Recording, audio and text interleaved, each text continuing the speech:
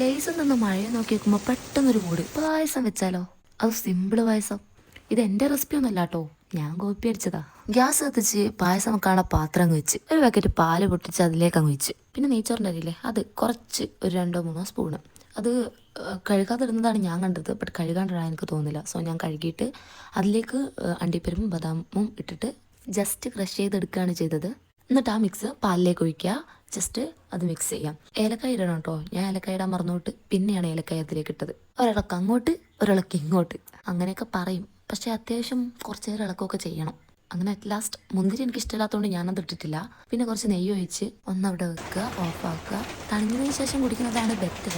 തണുത്തുപോയ സാധനം ഞാനധികം തിന്നാത്തതുകൊണ്ട് ഞാനത് ചൂടോടെ തന്നെയാണ് കഴിക്കുന്നത്. തണുത്ത് കഴിഞ്ഞാലാണ് അത് കട്ടിയായിട്ട് വരിക. പിന്നെ പഞ്ചസാര നിങ്ങളുടെ ആവശ്യത്തിന് ഇട്ടണം കേട്ടോ, വലിയ കുഴപ്പമില്ല, അല്ലാതെ അടിപൊളിയാണെന്നും പറയാനില്ല. കുറേ ഫോൾട്ടും പറ്റിയിട്ടുണ്ട്. ആൻഡ് ഇഷ്ടമായ സബ്സ്ക്രൈബ് ചെയ്യാനും സപ്പോർട്ട് ചെയ്യാനും മറക്കരുത്. See soon guys.